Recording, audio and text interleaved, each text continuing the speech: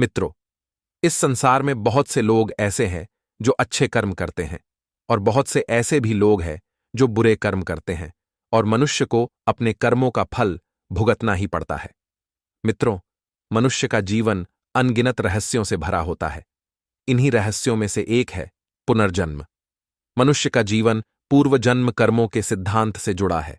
आज हम जानने वाले हैं कि क्या मनुष्य को पूर्व जन्म का कर्ज भी चुकाना पड़ता है। मित्रों, आज की कहानी बहुत ही रोचक है। इस कहानी को पूरा जरूर सुने।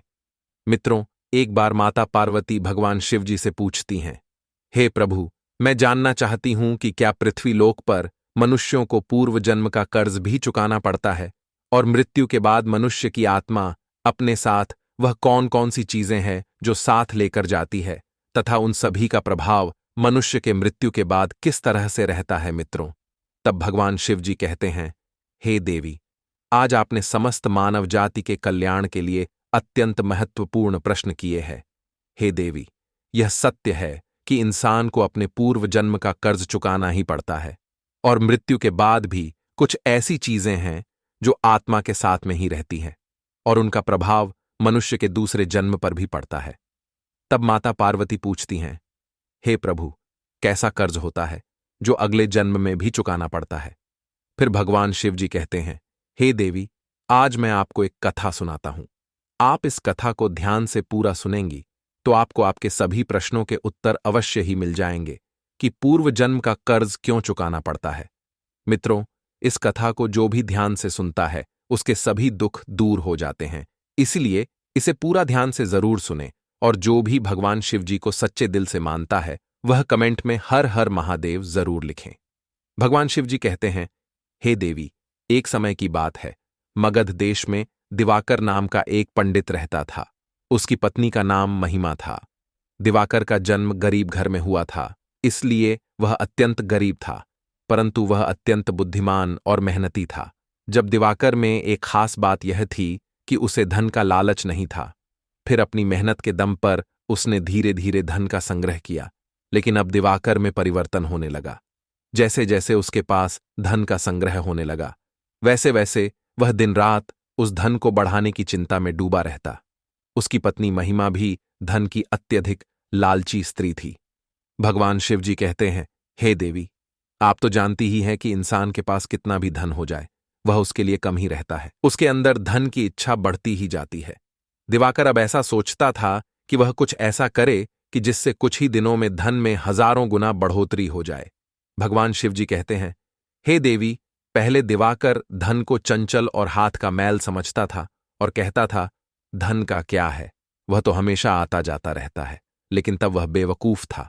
अब उसकी आंखें खुल गई थीं और वह धन का अत्यधिक संग्रह करने लगा। उस धन से दान धर्म आदि करने लगा तथा वह साधु और महंतों की सेवा करने लगा था। पहले उसकी ईश्वर में बड़ी ही श्रद्धा थी, किंतु समय के साथ साथ उसके अंदर धन की लालसा प्रज्वलित हो चुकी थी। धन की लालसा ने उसके सभी सद्गुणों और अंतरात्मा को नष्ट कर दिया। पहले दिवाकर के द्वार पर कोई संत महात्मा आते थे तो वह खुशी मन उनका आदर सत्कार करता था, परंतु अब आदर सत्कार के समय मुख पर निराशा और मायूसी ही रहती है। मित्रों, भगवान शिव जी कहते हैं, हे देवी, एक बार की बात है, एक साधु तीर्थ यात्रा के लिए जा रहा था तो रास्ते में उसे दिवाकर का घर दिखाई देता है। साधु ने सोचा, संध्या हो चुकी है, आज की रात बिताने के लिए इस घर में स्थान देखता हूं। तब वह साधु दिवाकर के द्वार पर पहुंच जाता है और दिवाकर से कहता है, हे पुत्र, मैं यात्रा के लिए जा रहा था और संध्या हो चली है। यदि आज की रात बिताने के लिए साधु को स्थान मिल जाए तो अच्छा होगा। मैं बड़ी ही आशा से आपके द्वार पर आया हूं। साधु ने बड़े प्रेम भाव से दिवाकर ये बात कही, जिस कारण से दिवाकर का हृदय भक्तिभाव से भर गया और वह उन्हें प्रणाम करते हुए बोला, जरूर महात्मा, आपकी सेवा करना तो मेरा परम धर्म है। तब वे साधु मुस्कुराते हुए कहते हैं, हे पुत्र, आजकल के समय में तुम्हारे जैसे भक्तिभाव वाले पुरुष बड़ी कठिनता से मिलते हैं। इस प्रकार से साधु के मुख से अपनी प्रशंसा सुनकर दिवाकर बहुत ही खुश होता है। दिवाकर को ऐसा लगा जैसे उसे स्वर्ग में ही स्थान मिल गया हो। यह सोचकर दिवाकर बोला, महाराज, अगर हम आप जैसे संतों की सेवा नहीं करेंगे तो इस मानव जीवन का क्या लाभ। ऐसा कहते हुए दिवाकर साधु जी को अपने घर के अंदर ले गया। जब उन्होंने घर में प्रवेश किया तब दिवाकर ने उनके स्वागत सत्कार में कोई कमी नहीं छोड़ी। भले ही दिवाकर इतना आदर सत्कार नहीं करना चाहता था, लेकिन इस महात्मा की बातों में कुछ ऐसी शक्तियां थीं कि उसके वर्षों पुराने विचार चंद पलों में बदल गए, जैसे सूखी धरती पर एक दिन की बारिश से हरियाली छा जाती है। इस भक्ति भाव से महात्मा का दिल खुश हो गया। दिवाकर और साधु के बीच ज्ञान और भक्ति की बातें चलती रहीं। अंत में दिवाकर ने पूछा कि महात्मा आप साधु कैसे बने? साधु ने हंसकर उत्तर दिया, पुत्र, बुढ़ापा आ गया है, अब क्या मैं हमेशा गृहस्थी में ही फंसा रहूंगा? कुछ हरि भजन भी तो करना चाहिए। भगवान की कृपा से मैंने बहुत धन कमाया है।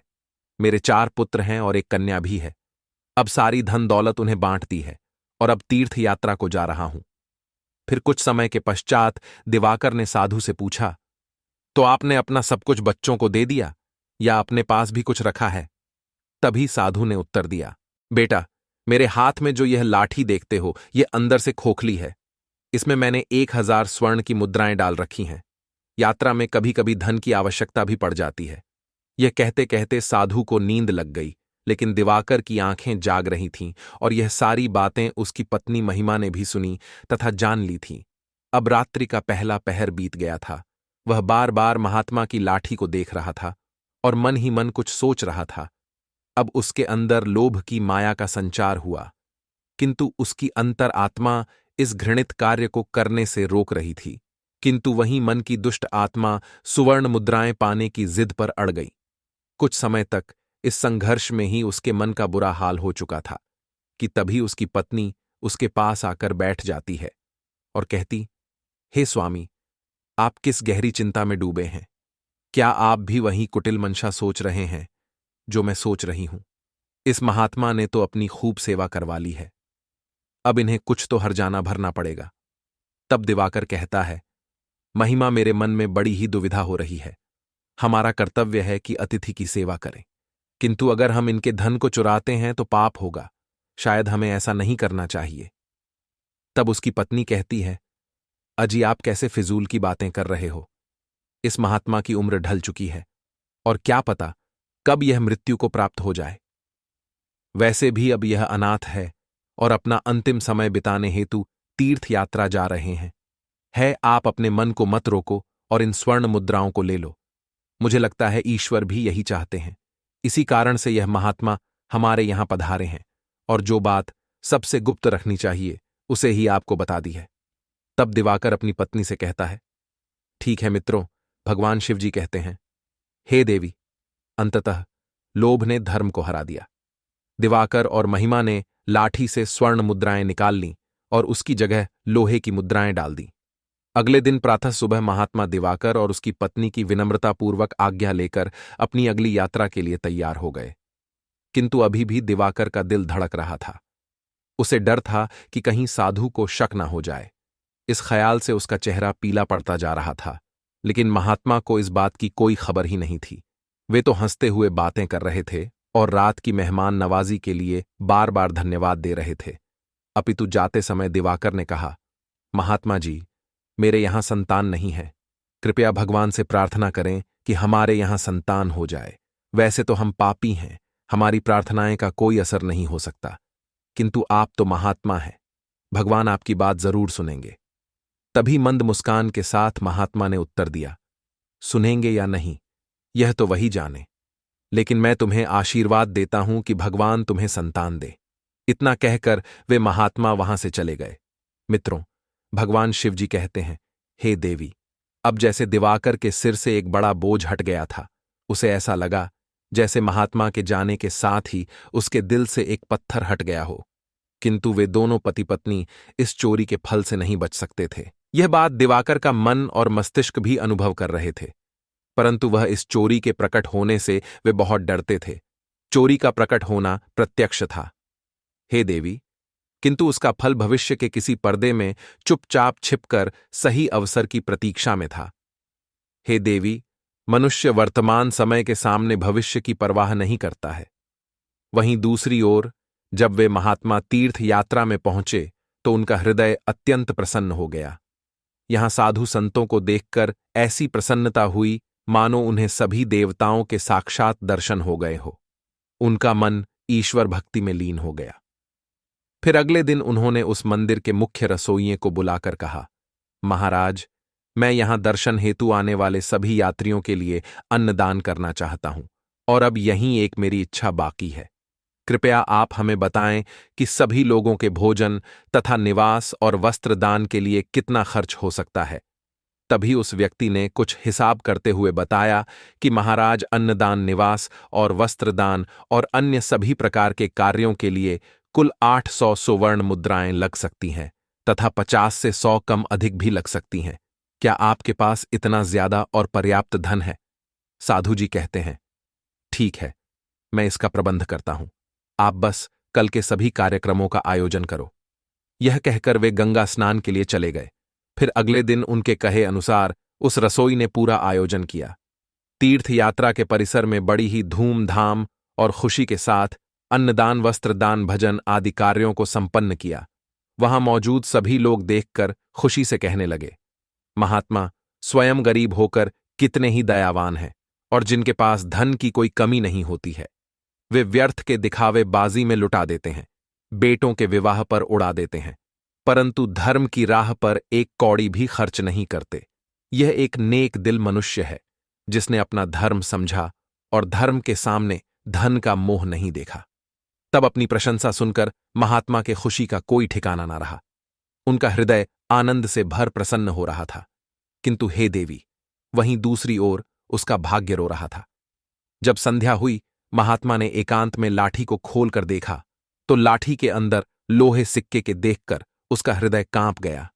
उसे ऐसा प्रतीत हुआ मानो वह कोई भयानक स्वप्न देख रहा हो। उसे अपनी आंखों पर यकीन नहीं हो रहा था। वह चाहता था कि यह स्वप्न जल्द से जल्द टूट जाए, पर यह कोई ऐसा स्वप्न नहीं था जिससे नींद खुल जाए। उसने बार बार अपनी आंखें मलमल कर देखा, पर सिक्के वहीं थे। अब उस महात्मा को थोड़ी ही देर में रसोइयों को हिसाब कर उनका धन लौटाना था। उसने सोचा, अब क्या होगा? अपमान की छवि उसकी आंखों के सामने खींच गई और कहने लगा, हे प्रभु, आप मुझे क्षमा करें। और महात्मा कांपते हुए खड़े हो गए। उन्हें अपमान का ख्याल अपमान से भी ज्यादा डरावना लग रहा था। अब उनमें इसे सहन करने की शक्ति नहीं थी। वे कुछ देर तक सोचते रहे, फिर वह आत्महत्या की कोशिश करने लगे कि तभी महात्मा की अंतरात्मा ने उपदेश दिया। दिमाग ने भी सलाह दी कि यह तुम क्या कर रहे हो? आत्महत्या सबसे बड़ा पाप कर्म है, ऐसा मत करो। पर निराशा ने हर तरफ से हरा कर रख दिया। महात्मा का चेहरा मृत व्यक्ति की तरह सफेद पड़ गया था। तब उसने चारपाई पर खड़े होकर अपनी गर्दन में फंदा डाला और कांपते हुए पैरों से चारपाई को ठोकर मार दी। वह महात्मा फांसी पर झूल गया और उसकी मौत हो गई। जहां सुबह बहुत सुखपूर्वक शांति थी, लेकिन किसे पता था कि शाम इतनी दुखद होगी। कुछ ही समय बाद यह घटना का चारों ओर फैल गई। यह सब देखकर उस रसोई ने ही महात्मा का अंतिम संस्कार किया और फिर से भगवान का नाम लेकर अपने काम में लग गया। मित्रों, भगवान शिव जी कहते हैं, हे देवी, वे महात्मा तो मर गए, लेकिन उनका आशीर्वाद अभी भी जीवित था। 1 साल के भीतर ही चोर ब्राह्मण दिवाकर के घर में एक पुत्र का जन्म हुआ। इस अवसर पर दिवाकर ऐसे प्रसन्न थे मानो सारे संसार का धन उसे मिल गया हो। अब तो अंधेरे घर में प्रकाश छा गया था। उनके पैर धरती पर ना पड़ते थे। उसने बालक का नामकरण संस्कार बड़ी ही धूमधाम से किया। इस उत्सव के अवसर पर एक नगर भोज दिया गया। उस दिन दिवाकर ने अपनी सारी जिंदगी की कंजूसी निकाल दी और धन को पानी की तरह बहाया, और बालक का नाम प्रभाकर रखा गया। जैसे जैसे वह आयु में बढ़ता जाता, दिवाकर की कामनाएं बढ़ती जा रही थीं। प्रभाकर बहुत ही शांत और भगवान का उपासक बालक था। उसकी तीव्र बुद्धि देखकर आश्चर्य होता था। लोग कहते थे कि यह कुल का नाम बढ़ाएगा। दिवाकर यह सुनकर फूले न समाते। उसकी शरारतों को और चंचलता को देखकर उनका प्यार और भी बढ़ता जाता था। इसी प्रकार 7 वर्ष बीत गए। प्रभाकर शिक्षा ग्रहण करने हेतु आश्रम में गया। वहां भी उसके गुणों का विकास होने लगा। दिवाकर यह देखकर ईश्वर को धन्यवाद करता था, लेकिन कभी कभी जब उसे उस महात्मा के साथ अपने दुर्व्यवहार की याद आती तो उसके दिल में चुभन होती और उसकी आत्मा पर एक अनजाना सा डर छा जाता था। उसे बार बार अपने ऊपर गुस्सा आता था। वह अक्सर मन ही मन दुखी होता रहता और मन ही मन कहता कि मेरी बुद्धि कैसी तुच्छ थी, मैंने ऐसी मूर्खता क्यों की होगी। लेकिन बीता हुआ समय उसके हाथ में नहीं आ सकता था। उसने सुवर्ण की 1000 मोहरों को एक लाल वस्त्र में बांधकर संदूक में रख दिया और यह निश्चय किया कि वे उस महात्मा को वापस दे देंगे। फिर उन्होंने महात्मा की खोज शुरू कर दी। कई लोगों को भेजा, लेकिन वे उस महात्मा तक नहीं पहुंच सके। इतना समय बीत गया कि अब दिवाकर उस घटना को भूल गए थे, परंतु वह सुवर्ण मुद्राएं अभी भी एक लाल वस्त्र में लिपटी हुई उसी संदूक में पड़ी थीं। मित्रों, भगवान शिव जी कहते हैं, हे देवी, समय गुजरता गया और प्रभाकर अब 18 वर्ष का हो गया था। साथ ही उसे एक बीमारी ने जकड़ लिया और प्रभाकर के इलाज में काफी धन का खर्च हो रहा था। फिर एक दिन अचानक दिवाकर अपनी पत्नी महिमा और बेटे के साथ तीर्थ यात्रा के लिए निकल पड़े। वहां पहुंचकर वे एक सराय में ठहरे। वहां दिवाकर को पता चला कि उनके बेटे प्रभाकर का व्यवहार साधुओं जैसा हो रहा है। उनके अंदर वैराग्य आ रहा है। वह दिन रात साधुओं के डेरे में समय बिताता और जब भी किसी दीन, दुखी या गरीब को देखता उसकी मदद करता था। इसे देखकर दिवाकर बहुत परेशान होते थे, पर वे कुछ कर नहीं पाते थे। प्रभाकर उनकी इकलौती संतान थी। उसका मुख देखकर दिवाकर का क्रोध शांत होता। वह बहुत सोचते थे, परंतु पुत्र के इस स्वभाव का कारण उन्हें समझ में नहीं आता था। फिर दूसरे दिन संध्या समय प्रभाकर भजन कर अपने सराय की तरफ लौट रहा था कि रास्ते में एक बूढ़ा आदमी उसे रोता हुआ मिला। तब प्रभाकर ने आश्चर्य से पूछा, भाई रोते क्यों हो? तब वह बूढ़ा कहने लगा, बेटा क्या कहूं, कहते हुए लज्जा आती है। अगर तुम जानना ही चाहते हो तो सुनो। मैं गंगा जी में डूबकर अपना जीवन समाप्त करने जा रहा हूं, क्योंकि मुझे व्यापार में घाटा हुआ है और मेरे सिर पर बहुत सा कर्ज है। व्यापार में भी नुकसान हुआ है और कर्ज भी है। प्रभाकर कहता है, पर यह तो छोटी सी बात है। उस बूढ़े व्यक्ति ने अजीबो गरीब नजरों से प्रभाकर की ओर देखते हुए कहा, मुझे अपना कर्ज चुकाना है, नहीं तो मेरे पास आत्महत्या करने के अलावा कोई विकल्प ही नहीं है। तब प्रभाकर कुछ देर तक चुप रहा। यह मौन उस दुर्भाग्यशाली बूढ़े व्यक्ति के लिए एक उम्मीद बन रहा था। उसके आंसू थम गए और फिर प्रभाकर ने पूछा कि महाराज, आपको कितने धन की आवश्यकता है? कृपया आप हमें बताएं मित्रों। जब इंसान निराश हताश होता है तब उसे हर कदम पर उम्मीद नजर आती है। उस बूढ़े व्यक्ति ने हिसाब लगाकर जवाब दिया और कहा कि मेरे सिर पर लगभग 1000 सुवर्ण मुद्राओं का कर्ज है। प्रभाकर फिर से कुछ देर के लिए चुप रहे। फिर उन्होंने कहा, महाराज, आप चिंता मत करो। आप बस इसी गंगा के तट पर मेरी प्रतीक्षा करो। बस मैं अभी वापस आता हूं।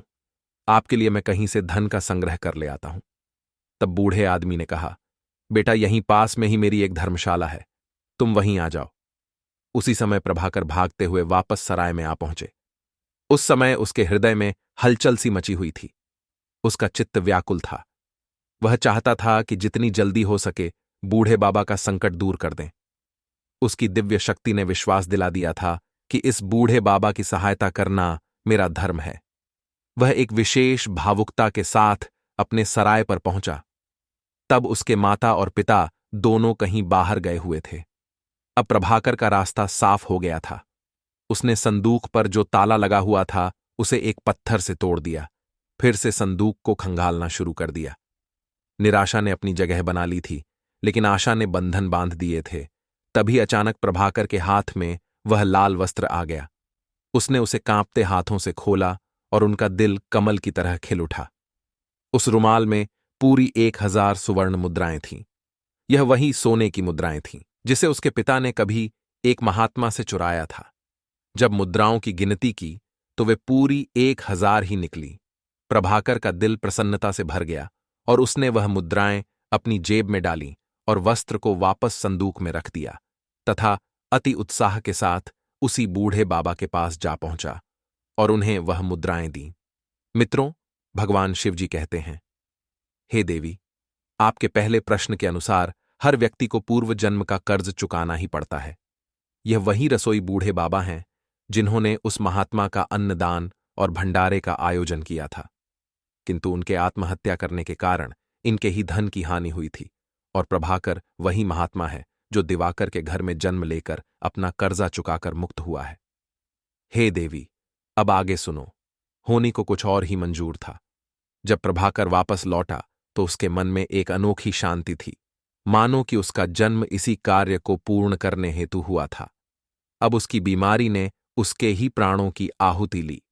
वहीं जब दूसरे दिन सुबह यह बात दिवाकर और उसकी पत्नी महिमा को पता चली कि उसका पुत्र मृत्यु को प्राप्त हो चुका है, इस दुख के कारण उनका हृदय अत्यंत पीड़ा से भर गया और निराशा के साथ उन्होंने भी अपने प्राणों को त्याग दिया। जब उन तीनों की मृत्यु हुए तो उसी रसोई ने उनका अंतिम संस्कार किया। हे देवी, जब उन तीनों की आत्माओं को यमराज के दरबार में लाया गया तब यमराज ने प्रभाकर को स्वर्ग में भेज दिया। वहीं दूसरी ओर ब्राह्मण दिवाकर और उसकी पत्नी महिमा को घोर नरक में डाल दिया गया। तत्पश्चात उन दोनों को ही अपाहिज बनाकर धरती लोक पर कुत्ते के रूप में जन्म लेकर वापस भेज दिया। जो भी मनुष्य अपने जीवन में कर्ज नहीं चुकाते हैं उन्हें जन्म जन्मांतर तक कष्ट भोगने पड़ते हैं। इसीलिए मनुष्य को कभी भी किसी भी प्रकार का एहसान और कर्ज चूकते के करने चाहिए।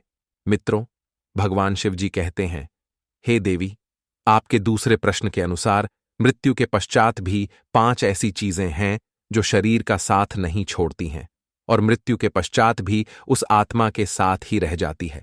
यानी मृत्यु के पश्चात जब आत्मा दूसरे शरीर में प्रवेश करती है तो यह चीजें आत्मा के साथ उस नए शरीर में प्रवेश कर जाती हैं। कामना वह पहली चीज है जो मनुष्य की मृत्यु के साथ ही रहती है और अगले जन्म में भी उसके साथ रह जाती है। दूसरी है कर्म। मनुष्य इस जीवन में पुण्य कर्म और अच्छे कर्म करता है तो अगले जन्म में भी उस मनुष्य को सुख, शांति और समृद्धि की प्राप्ति होती है। वहीं अगर वह मनुष्य बुरे कर्म या कुकर्म करता है तो अगले जन्म में उस मनुष्य को नरक रूपी जीवन व्यतीत करना पड़ता है, जिस कारण यह कहा जाता है कि कर्म की गति ऐसी होती है कि जो 7 जन्मों तक पीछा नहीं छोड़ती है। तीसरी है वासना। वासना भी कामना का ही एक प्रकार है। वासना एक ऐसी चीज मानी जाती है जिसका कोई भी अंत नहीं है। मृत्यु की चौखट पर आए हुए लोग भी वासना से मुक्त नहीं हो पाते हैं। इस सांसारिक सुख की चाहत और काम की इच्छा वासना कहलाती है। मन, शांति और ज्ञान ही एकमात्र वस्तु है जो वासना से मुक्ति दिलवा सकती है। चौथी है स्मृति या ज्ञान। बुद्धिमान मनुष्य हमेशा ही बुद्धिमान और विवेकशील रहते हैं, जिस कारण से उन्हें जल्दी मुक्ति की प्राप्ति होती है। और 5वीं बात है कर्ज। एक ऐसी चीज है जो मनुष्य के मरने के बाद भी उसका पीछा नहीं छोड़ती है। अगर किसी से कर्ज लिया है तो उसे मरने से पहले जरूर चुका देना चाहिए। लिया गया कर्ज और दिया गया कर्ज जन्म जन्मांतर तक उस मनुष्य के साथ ही रहता है। अगर कोई मनुष्य कर्ज लेकर मरता है तो उसका कर्ज परलोक में वापस मांगा जाता है, साथ ही उसे अपने कर्ज की सजा भी दी जाती है। इतना ही नहीं, पुनर्जन्म में उस कर्ज के भरण के तौर पर उस मनुष्य के शरीर के किसी भी हिस्से को अपंग या अपाहिज बना दिया जाता है। अगले मिलने वाले जन्म में भी वह व्यक्ति सुख सुविधाओं से दूर रहता है और हमेशा अपने जीवन में असफल रह जाता है। तो मित्रों, मनुष्य को पूर्व जन्म का कर्ज चुकाना ही पड़ता है। मित्रों, यह कहानी यहीं समाप्त होती है। आपको यह कहानी कैसी लगी हमें कमेंट में जरूर बताएं और हमारे चैनल को जरूर सब्सक्राइब करें।